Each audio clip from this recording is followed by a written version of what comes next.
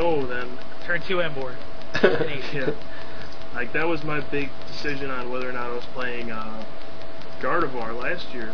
It's just if I get in a game 3 with no time left, can I actually take a prize before an SP deck? And the answer was no, so I couldn't see myself playing it in a huge tournament like Nationals. And I always ended up going back to SP because you always had that option. And I think that's something you can't overlook either.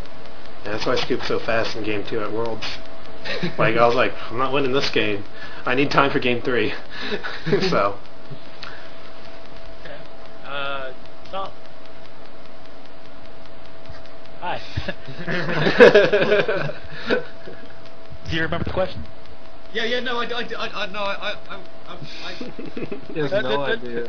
You're very confused right now. It's all right. You want to back Tom, coming off a top 4 at UK Nationals, what do you think is a key factor in success doing so well in a top cut scenario? I think it's a combination of consistency, like what you said, definitely consistency. There is no way that you can go deep in a tournament without like a really consistent list. I mean, like maximizing what you want to do on turn 1, the potential to be able to do that on turn 1 is huge. Like you want to be able to get to where you want to go during your, you don't want to be drawing garbage hands essentially, because then you're just going to be out of the tournament before you even know it. But I like playing things that are going to keep your opponent thinking and may keep you kind of like ahead of the general metagame, like be it like a tech or something, or because like I ran like a few crazy things in my Lux Chomp like last year, like one Mesprit and a Seeker. Just it was a bit odd, but it won me games just because people were just so trained to dumping their Uxies to drawing a new hand, so they were just like, oh, what do we do? I actually have to play this matchup now, like Lux Chomp mirror match. People just couldn't like understand that the Mesprit just like won the game because they couldn't counter it.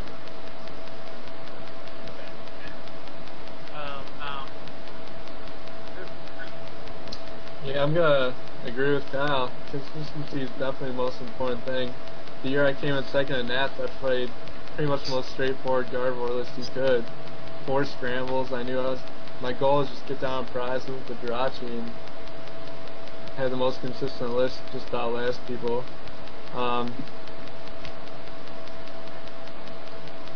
Yep. But yeah, and you really do have to get lucky too. You're gonna end up choosing some techs in your deck, and you just have to choose the right ones. You have to play what you tech for, pretty much. So there's a bit of luck involved. Yeah. I completely agree with that. By the way, the techs are going to be what really separate you from other cookie cutter deck lists. So that's obviously going to be a pretty important factor. It becomes a slightly less important factor in Top Cut when people actually start to prepare for you. People ask their friends to see if they might have seen something of your deck list or whatnot. But it's still nice to be able to include those in your deck and get yourself some twist wins. Once you get to the actual Top Cut, you want to have a very good supporter line. In this format, there's not much power draw, so you need a better supporter line than most. And just be lucky. Be very lucky, because it takes a lot of wins to be able to get through the Top Cut. So you gotta. Let me tell you, it takes forever. I mean, it's 3 days. Especially when it's 3 days, like, it's just mentally exhausting to play that many rounds. Yeah. Oh, yeah. I guess that's kind of another factor. Well, 3 days is kind of nice though. Whether you're conditioned for it or not, whether you get enough sleep, I mean, that plays into your Top Cut performance too. Okay. This next question's from Victor Pruitt. What do you guys expect the Nationals breakdown to be as far as deck lists are concerned? Like metagame? Yeah, the metagame. I think it's impossible to predict. That's hard. As simple as I can put it. I mean, this is the first tournament with this format. You have nothing to like have a benchmark for. You're just kind of saying, well, I think this is good. This is what I found to be good in testing. But I actually have no idea what people are going to play. Yeah. So you just kind of have to go. Give it a shot. Give it a shot, because I think that's what he's wanting to do. Yeah, Yes, Kyle, give it a shot. Alright, I think you're going to see a lot of fire decks, to be honest. Embor, Fortside Explosion. Other than that, you'll see Donphan stuff probably. I think from there it's just gonna be. I'll be honest. I think that makes up all those decks. Probably makes up like 25% of the field, and then the other 75% is just random stuff people put together. I think that's honestly what it's gonna be. That takes courage. It really is hard to predict the format. We can give it a shot as much as we want, but at the end of the day, the format's brand new.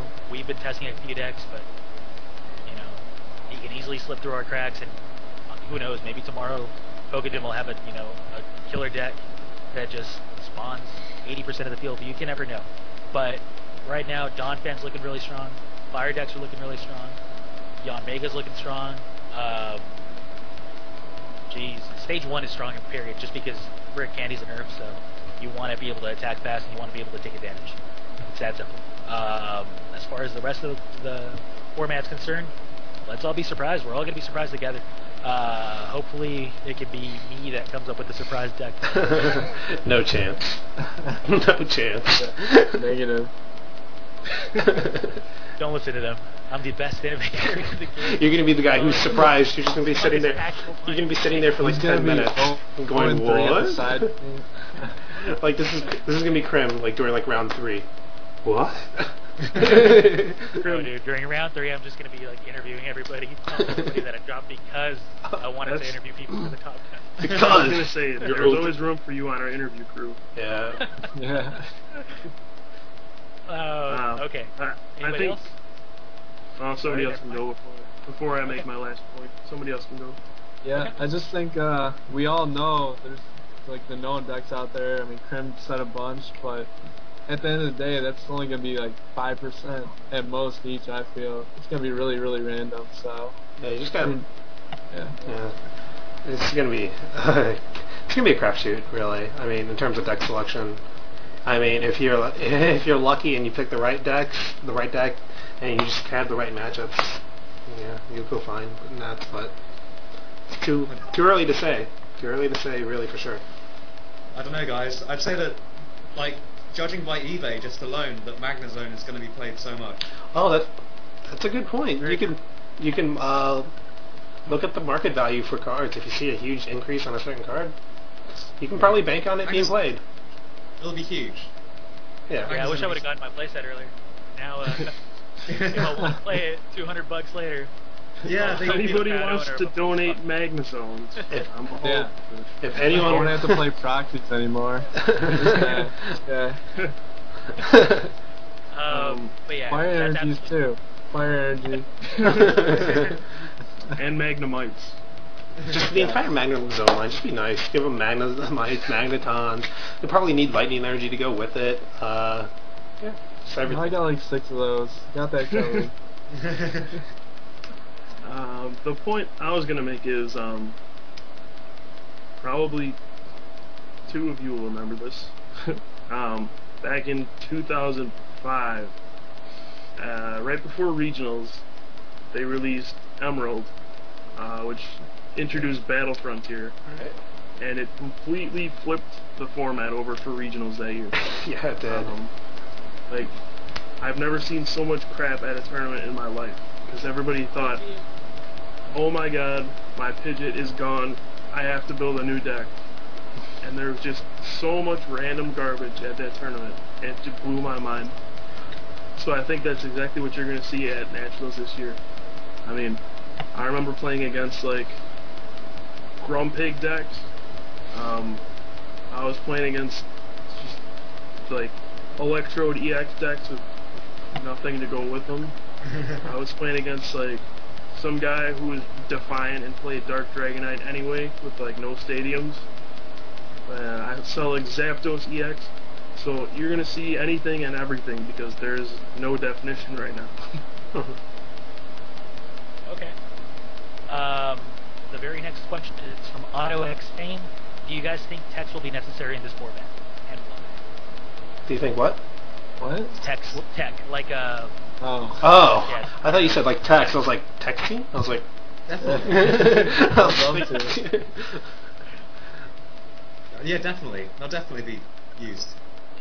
It's hard. Yeah, it's hard. I would say for Nationals, no. For Worlds, yes. because for Nationals, what are you supposed to tech against? It's like... See, Magnezone, definitely you can tech against Magnezone. It's definitely going to be a big threat. You can't, I mean, like... First off, there's not a huge card pool, so even if there's one out there, there may not be one. First off, just do the limited card pool. And then, second, you don't even know what you're teching against. And because the format's so diverse, even if you know what you're teching against, you may not play it. So, Nationals no, Worlds maybe. Yeah, I agree. It's also very hard to splash a line into your deck this format. Rare Candy got nerfed. There's not many colorless attackers. I think Samurot's pretty much it. So it's pretty hard to tech against something. Like Yan Mega is the Swiss Army knife Pokemon pretty much because it takes for no energy. That's really about it. Yeah, I think Drew kind of hit it. It's not should you tech or can you, or it's not should you or will it work. It's can you actually do it? Can you actually get it into play? In the previous two formats, we had a lot of draw with Uxie, with Claydol, and there's just not there anymore. I mean, you could legitimately splash anything in your deck the past two formats and get away with it, but now it's like, how do you find it? How do you get it into play? There's not even cards that search out energy types anymore. I mean, you can still do it though. I mean, you have 4 communication, you have 4 collector, you have junk arm to be able to get communication. It's not going to happen. It's not impossible. It's not, out of the question. I don't think finding I don't think it's going to happen. the Pokemon's not the hard part. It's the energy, honestly. There's energy search, buddy. Yeah, go ahead. Oh, God. You can play Rainbow if you really want to get that out. Like I said, there's room on our interview team. Yeah. But yeah, I mean, every deck had like Cyrus last format. Either that or they pretty much played one energy type. Like Vilegar, one energy type. Gyarados, no energy. Machamp just played fighting. Or you had SP, which could play anything because it had Cyrus. Machamp Magnezone. Oh my god. If I have to hear another Machamp Magnezone like hype, I think I'm just gonna lose it. I'm just gonna lose it. Okay. I'm just gonna add on that I have a Tech Goodrod in one of my decks, so. Yeah, that's. How's that attack? Hey, we'll see you at a trainer. We will see you at the interview team. It's actually tested pretty well, but that's neither here nor there. Okay. Very last question is actually from Cena, and it is, please just talk about Donphan, guys. Just say something about it. So let's talk about Donphan for a couple of minutes, and then we'll call it a wrap. Well, I got one more question after that, but okay. Okay. Well, actually, let's do that question first, because I want to talk about Donphan last. Alright, so Canadian Nationals is a week before U.S. Nationals, and do you think the results at Canadian Nationals will impact the metagame at U.S. Nationals at all? Yes. Yes, it Yes. will. It will absolutely impact it. I don't think it's going to have a ginormous impact, but absolutely, people are going to be right. If something wins, why wouldn't they want to test it or test against it? Starball.